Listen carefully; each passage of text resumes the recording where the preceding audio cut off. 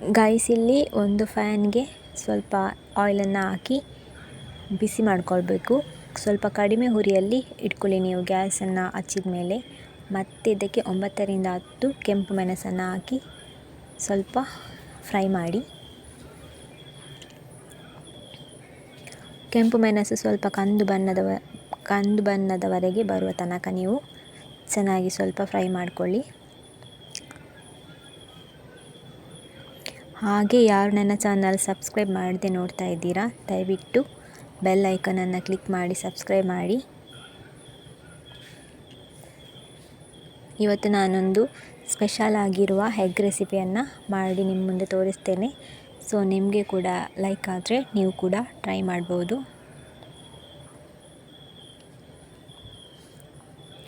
ಮತ್ತು ನಾನು ಸ್ವಲ್ಪ ಕೊತ್ತಂಬರಿಯನ್ನು ಇಲ್ಲಿ ಫ್ರೈ ಮಾಡಲಿಕ್ಕೆ ಆ್ಯಡ್ ಮಾಡ್ತಾ ಇದ್ದೇನೆ ನೋಡಿ. ಅಂದರೆ ಒಂದು 3 ಸ್ಪೂನ್ ಸಾಕು ಕೊತ್ತಂಬರಿ, ಇಲ್ಲಾಂದರೆ 2 ಸ್ಪೂನ್ ಕೂಡ ಸಾಕಾಗ್ಬೋದು.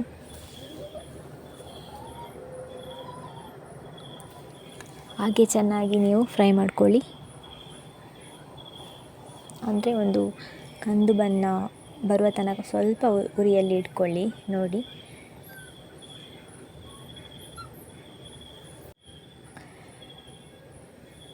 ನೆಕ್ಸ್ಟ್ ಸ್ವಲ್ಪ ಜೀರಿಗೆಯನ್ನು ಕೂಡ ನೀವು, ಅಂದರೆ 1 ಸ್ಪೂನ್ ಜೀರಿಗೆಯನ್ನು ಕೂಡ ನೀವು ಆ್ಯಡ್ ಮಾಡಿಕೊಂಡು ಫ್ರೈ ಮಾಡ್ಕೊಳ್ಳಿ. ನೀವಿಲ್ಲಿ ನೋಡ್ಬೋದು, ನಾನು ಸ್ವಲ್ಪ ಜೀರಿಗೆಯನ್ನು ಹಾಕಿದ್ದೇನೆ.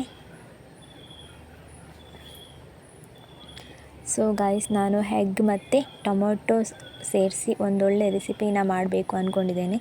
ಸೊ ನೀವು ಲಾಸ್ಟ್ ತನಕ ನೋಡಿ ವಿಡಿಯೋವನ್ನು, ಹೇಗೆ ಬರುತ್ತೆ ಅಂತ ನೀವು ಕೂಡ ತಿಳ್ಕೊಳ್ಬೋದು.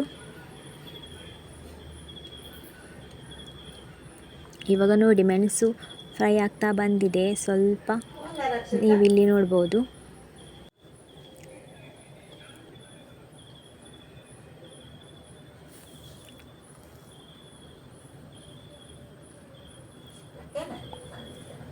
ಮತ್ತು ಇಲ್ಲಿ 1 ಸ್ಪೂನು ಹಳದಿ ಪೌಡರ್ ಅಂದರೆ ಅರಿಶಿನ ಪೌಡರನ್ನು ಕೂಡ ಆ್ಯಡ್ ಮಾಡಿಕೊಂಡು ಸ್ವಲ್ಪ ನಿಧಾನವಾಗಿ ಫ್ರೈ ಮಾಡ್ಕೊಳ್ಳಿ. ಗ್ಯಾಸ್ ಉರಿಯನ್ನು ಕಮ್ಮಿ ಇಟ್ಕೊಳ್ಳಿ, ಜಾಸ್ತಿ ಇಟ್ಕೊಳ್ಬೇಡಿ, ಯಾಕಂದರೆ ಮತ್ತೆ ಜಾಸ್ತಿ ಫ್ರೈ ಆಗಿಬಿಡುತ್ತೆ. ಅದಕ್ಕಾಗಿ ಒಂದೊಳ್ಳೆ ಮಸಾಲಾನ ನಾವು ಇದರಿಂದ ತಯಾರಿಸ್ಕೊಳ್ಬೇಕು. ಹಾಗಾಗಿ ಮತ್ತು ನಾನಿಲ್ಲಿ 3 ಮೆಣಸನ್ನು ಕಟ್ ಮಾಡ್ತಾ ಇದ್ದೇನೆ ನೋಡಿ. 3 ಮೆಣಸನ್ನು ಕಟ್ ಮಾಡಿಕೊಂಡು ನೆಕ್ಸ್ಟ್ ಟೊಮೆಟೊವನ್ನು ಕೂಡ ಸಣ್ಣದಾಗಿ ನೀವು ಹಚ್ಕೊಳ್ಳಿ. ಮೆಣಸು, ಟೊಮೆಟೊ ಮತ್ತು 1 ಈರುಳ್ಳಿ ಸಾಕು. 1 ಈರುಳ್ಳಿನ ಚೆನ್ನಾಗಿ ಸಣ್ಣದಾಗಿ ಹಚ್ಕೊಳ್ಳಿ.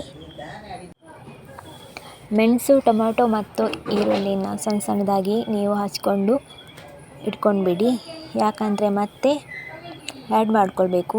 ನಾವೇನು ಮಸಾಲ ತಯಾರಿಸ್ತೀವಿ ಸೊ ಆ ಮಸಾಲಕ್ಕೆ ಆ್ಯಡ್ ಮಾಡ್ಕೊಳ್ಬೇಕು. ಹಾಗಾಗಿ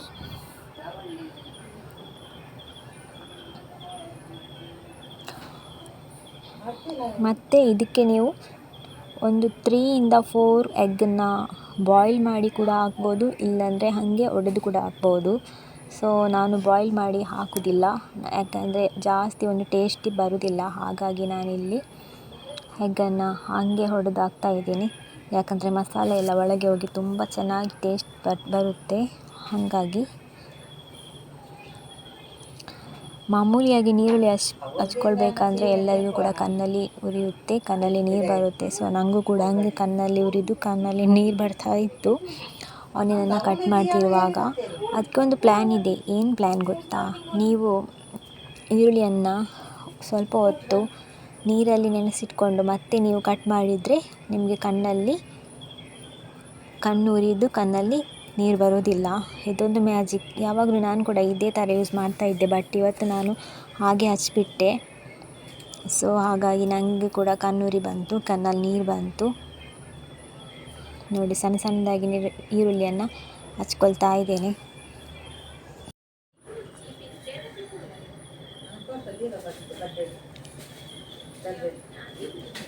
ಸೊ ನಾನಿವಾಗ ಟೊಮೆಟೊನ ಕಟ್ ಮಾಡ್ತಾ ಇದ್ದೇನೆ ನೋಡಿ.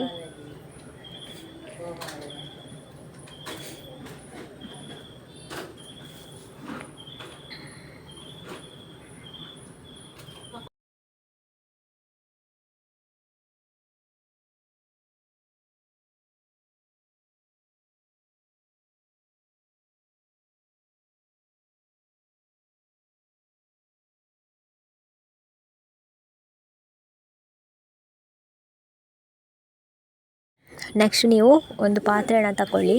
ಸೊ ಒಂದು ಪಾತ್ರೆಗೆ ನೀವು ಒಂದು 3 ಸ್ಪೂನ್ ಆಯಿಲನ್ನು ಹಾಕ್ಕೊಳ್ಳಿ. ಗ್ಯಾಸ್ ಆನ್ ಮಾಡ್ಕೊಳ್ಳಿ ಮೊದಲಿಗೆ ನೀವು.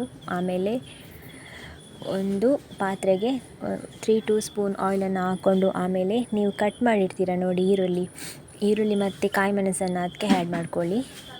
ಸೊ ಸ್ವಲ್ಪ ಅದನ್ನು ಕಂದು ಬಣ್ಣ ಬರುವವರೆಗೂ ಫ್ರೈ ಮಾಡ್ಕೊಳ್ಳಿ. ನನಗೆ ಕೋಲ್ಡ್ ಆಗಿದೆ, ಸ್ವಲ್ಪ ನನ್ನದು ವಾಯ್ಸ್ ಕೂಡ ಚೇಂಜ್ ಆಗಿರೋದು ನಿಮಗೆ ಗಮನಿಸ್ಬೋದು ನೀವು ನೋಡಿ. ಇವಾಗ ಜಾಸ್ತಿ ಚಳಿ ಅಲ್ಲ, ಹಾಗಾಗಿ ಸ್ವಲ್ಪ ಕೋಲ್ಡ್ ಆಗಿಬಿಟ್ಟಿದೆ ನೋಡಿ. ಈ ಥರ ನೀವು ಫ್ರೈ ಮಾಡ್ಕೊಳ್ಳಿ. ನಾನಿಲ್ಲಿ ಮೆಣಸನ್ನು ಸ್ಟ್ರೈಟಾಗಿ ಕಟ್ ಮಾಡ್ಕೊಂಡಿದ್ದೇನೆ. ಸೊ ತಿನ್ನೋದಕ್ಕೆ ತುಂಬ ಒಂದು ಒಳ್ಳೆ ರೀತಿ ಟೇಸ್ಟ್ ಆಗಿರುತ್ತೆ, ಹಾಗಾಗಿ ನಾನು ಈ ಥರ ಒಂದು ಕಟ್ ಮಾಡ್ಕೊಂಡಿದ್ದೇನೆ ನೀವು ನೋಡಿ. ಮತ್ತು ನಿಮಗೆ ಒಗ್ಗರಣೆ ಬೇಕಿದ್ದರೆ ಕರಿಬೇವು,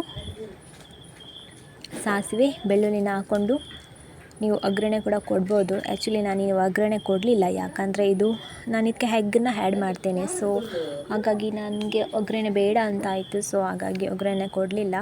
ನೆಕ್ಸ್ಟ್ ಬಂದು ನಾನಿಲ್ಲಿ ಟೊಮೊಟೊವನ್ನು ಹಾಕಿ ಮತ್ತು ಟೊಮೊಟೊ ಬೇಯಬೇಕು ಚೆನ್ನಾಗಿ. ಈ ಥರ ನೀವು ಆಯಿಲಲ್ಲಿ ಫ್ರೈ ಮಾಡ್ಕೊಳ್ಳಿ. ಫಸ್ಟ್ ನೀವು ಚೆನ್ನಾಗಿ ಆಯಿಲಲ್ಲಿ ಫ್ರೈ ಮಾಡ್ಕೊಳ್ಳಿ. ನೆಕ್ಸ್ಟ್ ಇದಕ್ಕೆ ನಾವು ಏನು ಫಸ್ಟಿಗೆ ನೋಡಿ ಮಸಾಲವನ್ನು ರೆಡಿ ಮಾಡ್ಕೊಂಡಿದ್ದೇವೆ. ಮೆಣಸು, ಕೊತ್ತಂಬರಿ, ಜೀರಿಗೆಯನ್ನು ಹುರಿದು ಇಲ್ಲಿ ನಾವು ಮಸಾಲವನ್ನು ಮಿಕ್ಸಿಯಲ್ಲಿ ಹಾಕಿ ಅಥವಾ ಗ್ರೈಂಡರಲ್ಲಿ ರುಬ್ಬಿ ರೆಡಿ ಮಾಡ್ಕೊಂಡಿರ್ತೇವೆ ನೋಡಿ. ಇದನ್ನು ನಾವು ಇದಕ್ಕೆ ಆ್ಯಡ್ ಮಾಡಬೇಕು. ಆ್ಯಡ್ ಮಾಡಿದ ನಂತರ 1 ಲೋಟ ವಾಟರನ್ನು ಆ್ಯಡ್ ಮಾಡ್ಕೊಳ್ಬೇಕು.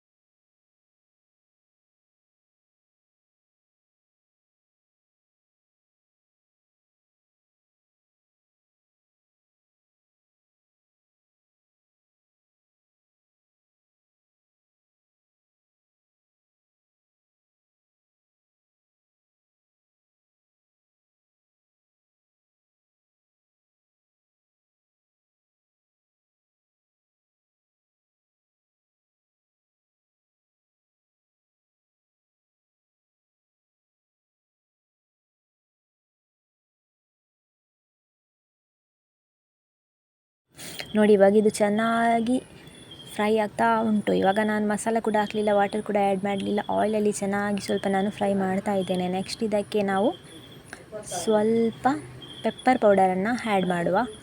ಒಂದು ಸ್ವಲ್ಪ ಚೆನ್ನಾಗಿ ಟೇಸ್ಟ್ ಬರುತ್ತೆ ಪೆಪ್ಪರ್ ಪೌಡರನ್ನು ಆ್ಯಡ್ ಮಾಡಿದರೆ. ಹಾಗಾಗಿ ಮತ್ತು ಸ್ವಲ್ಪ ಸಾಂಬಾರು ಪೌಡರ್ ಇದ್ದರೂ ಕೂಡ ನೀವು ಆ್ಯಡ್ ಮಾಡ್ಬೋದು.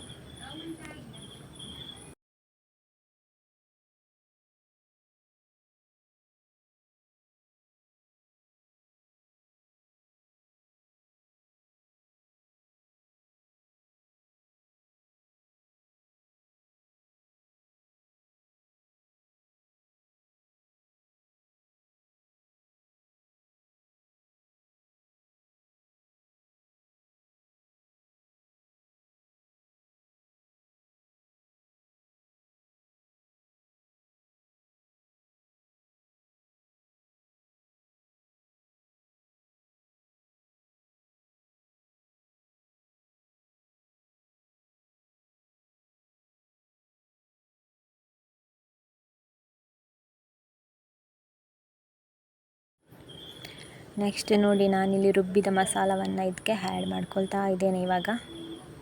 ಆಮೇಲೆ 1 ಗ್ಲಾಸ್ ವಾಟರನ್ನು ನೀವು ಆ್ಯಡ್ ಮಾಡ್ಕೊಳ್ಳಿ.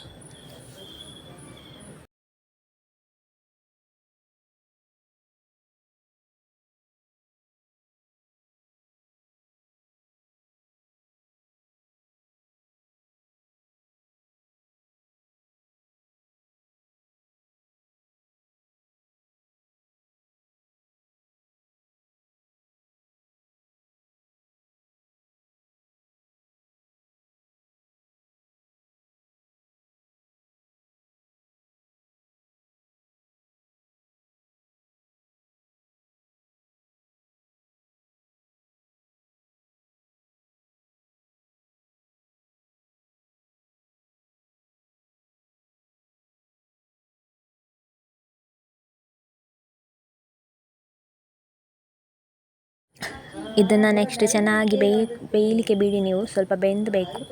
ಟೊಮೊಟೊ ಈರುಳ್ಳಿ ಎಲ್ಲ ಚೆನ್ನಾಗಿ ಬೆಂದಲಿಕ್ಕೆ ಬಿಡಿ. ಮಸಾಲ ಒಂದು ರೀತಿ ಮಸಾಲ ಆಗುವ ತನಕ ಇದನ್ನು ಗ್ಯಾಸಲ್ಲಿ ಇಟ್ಕೊಳ್ಳಿ.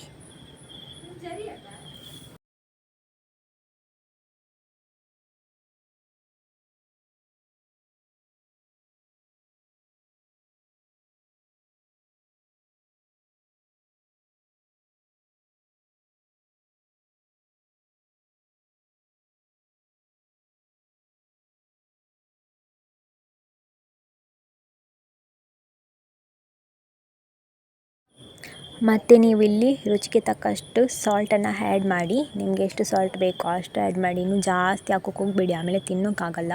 ಹಾಗಾಗಿ ಸ್ವಲ್ಪ ಸಾಲ್ಟನ್ನು ಹಾಕಿ ಒಂದು ಮಸಾಲ ಬರುವವರೆಗೂ ನೀವು ಕುದಿಸಿ. ಆದ ನಂತರ ನೆಕ್ಸ್ಟ್ ಒಂದು 3-4 ಎಗ್ಗನ್ನು ನೀವು ಹಾಕೋದು ಒಳ್ಳೆಯದು. ನಾನಿಲ್ಲಿ 3 ಎಗ್ಗನ್ನು ಆ್ಯಡ್ ಮಾಡ್ಕೊಳ್ತಾ ಇದ್ದೀನಿ, ನೀವಿಲ್ಲಿ ನೋಡ್ಬೋದು.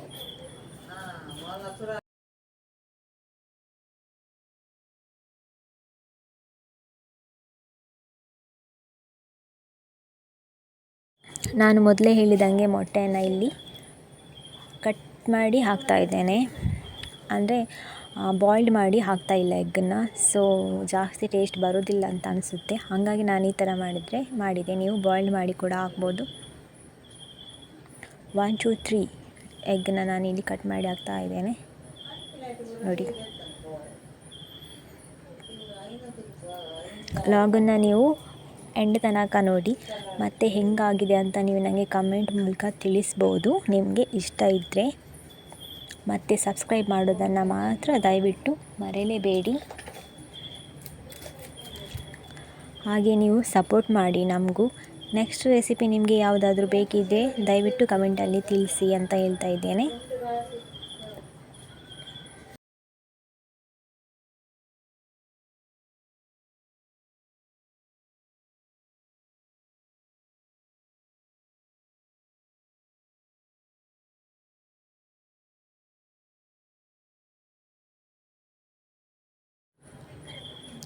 ಗೈಸ್ ಫೈನಲಿ ನೋಡಿ ಎಷ್ಟೊಂದು ಚೆನ್ನಾಗಿ ಎಗ್ ಟೊಮ್ಯಾಟೊ ರೆಸಿಪಿ ತುಂಬಾ ಚೆನ್ನಾಗಿ ಬಂದಿದೆ. ಇದೊಂಥರ ಸ್ಪೆಷಲಾಗಿ ನಾನಿವತ್ತು ಮಾಡಿರುವಂಥ ವೆಜ್ ರೆಸಿಪಿ ಅಂತಲೇ ಹೇಳ್ಬೋದು. ತುಂಬ ಚೆನ್ನಾಗಿ ಬಂದಿತ್ತು. ವಾಚ್ ಮಾಡಿದವರಿಗೆ ಥ್ಯಾಂಕ್ ಯು ಗೈಸ್.